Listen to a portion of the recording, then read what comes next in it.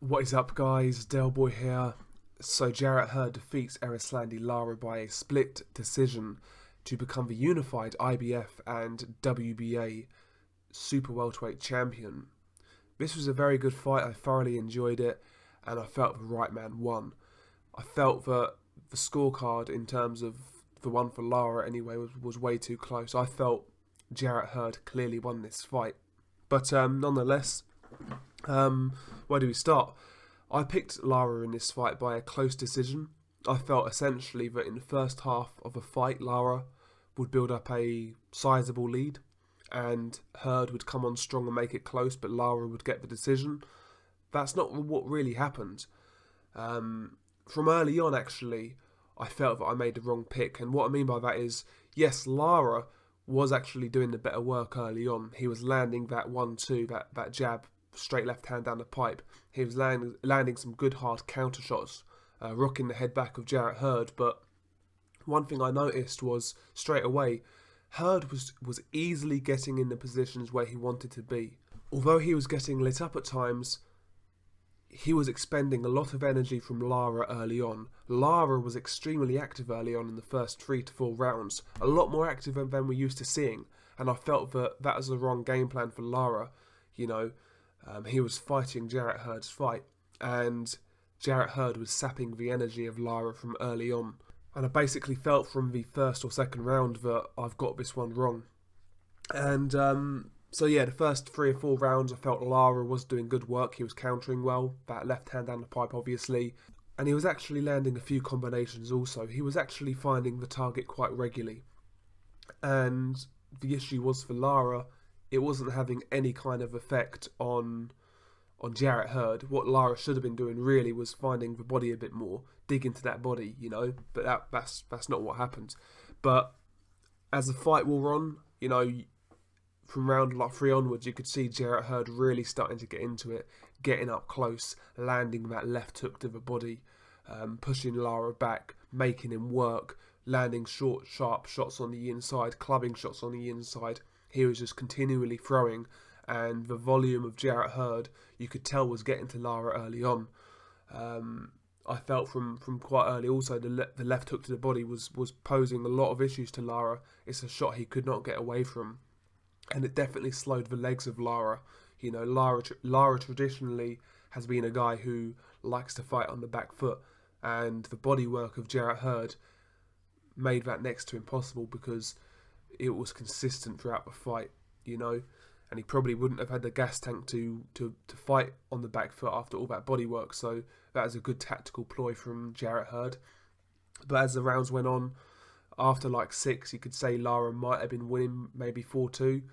But I felt after the 6th, Jarrett Hurd really started to put the foot on the gas and really started to push Lara and try to break him. He was working well on the inside, like I said. Hurd was just the more busy, consistent fighter up close. Lara again was landing some good flashy shots, but it just did not offset the pure volume of Jarrett Hurd. Also, Jarrett Hurd was landing some nice hard right hands as well that caught Lara's attention, and you could tell that some of these shots were having an effect on Lara. And essentially, this fight kind of reminded me of Cotto versus Margarito in a sense, where you've got the guy in Cotto who is the better boxer. He's landing the flashier punches. He's clearly the better technical fighter, but the size of Jarrett Hurd, or the size of Margarito in that case, was just proving a little too much to keep off. And despite those guys having the skill advantage, they couldn't make it count because the other guy was just too big, too strong, too powerful. And I felt that this was the case in the Jarrett Hurd fight. Lara obviously is a better boxer, but he just did not have enough to keep Hurd off. Didn't have enough power, didn't have enough size, did not have enough strength on the inside, and his gas tank couldn't take it either. So as the fight wore on, it almost became a little bit of a beatdown. Again, Lara was trying to throw back here and there, and he was obviously finding the target, but it just wasn't enough to offset the pure volume of Jarrett Hurd. One thing I was impressed about Jarrett Hurd was his ability to cut the ring off. He cut the ring off very well, and also when he's on the inside, People like to call Jarrett Hurd a skillless guy with just a big size advantage, but what he does do very well, he creates angles on the inside extremely well for that uppercut or the left to the body. You know, he is very good on the inside. He's very astute in terms of finding the angles for his shots. Sometimes he misses, but his ability to find the angles is actually very good. Also, I think his head positioning on the inside is very good as well. I felt Lara was actually missing quite a lot on the inside. Another area where I was kind of impressed with Jarrett Hurd was the fact that we all know Jarrett Hurd is kind of a face-first fighter. Defensively, he is flawed, and he does get caught square on. And when he's stationary, he gets caught. But there's a few times in this fight when he came at Lara in like a side-on profile. And also he came at Lara ducking low. And when he did that, he was actually very hard to time. Lara missed a lot of left hands down the pipe if you actually watch that fight back. I'm not saying Hurd is a defensive genius, but what I am saying is at times he can be a little bit awkward. He's not like a Chavez Jr. who just comes forward with no movement whatsoever. Jarrett Hurd, he will move his head, he will duck low, he will come on with a side-on profile. He's not as basic as a Chavez Jr. in my opinion. He's got a lot more strings to his bow, but yeah, as the fight wore on, Lara was getting beaten down. In the last round, Lara gets dropped. Essentially, they're on the inside. Jarrett Hurd lands a lovely little short uppercut that raises the head of Lara, and he follows up with a left hook to the chin when Lara's head is raised, and that drops Lara. That's a nice little bit of skill on the inside, a nice creativity, you know, good punch placement. So credit to Jarrett Hurd for dropping Lara in the 12th.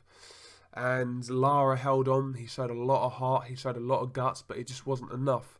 And yeah, sometimes in life, whether it be metaphorically or physically in Lara's case, sometimes you've just got to take a beating. And he took it like a man.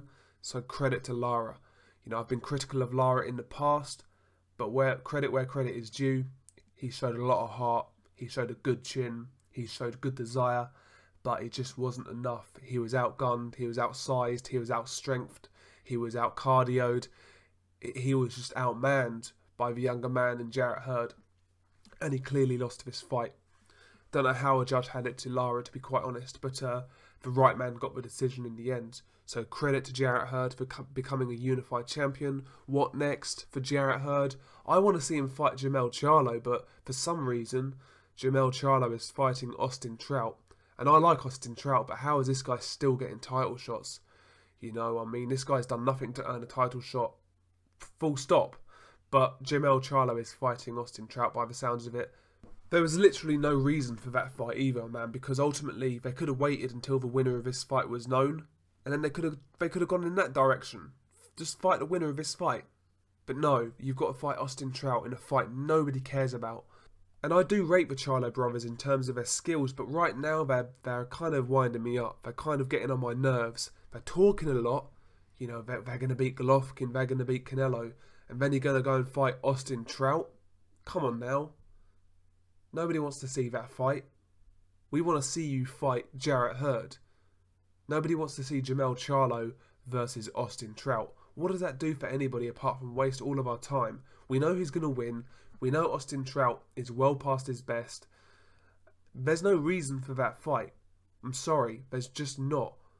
And it's a joke fight. Jermell Charlo, step up. Jarrett Hurd stepped up straight away from winning his title pretty much. And you're sitting there diddly-daddly and doing nothing. And people insult Jarrett Hurd, but the reality is he's been the only guy who has actually forced the issue in terms of unification fights at 154. I mentioned that in my prediction video. Nobody else has. So I don't want to hear you Charlo fans cussing up Jarrett Hurd, saying he's basic and he's that, he's this, he's that. He's the only guy who's shown bottle to fight anybody. He's the only guy who is being proactive and backing up his words to some extent. And he fought Lara for 500k.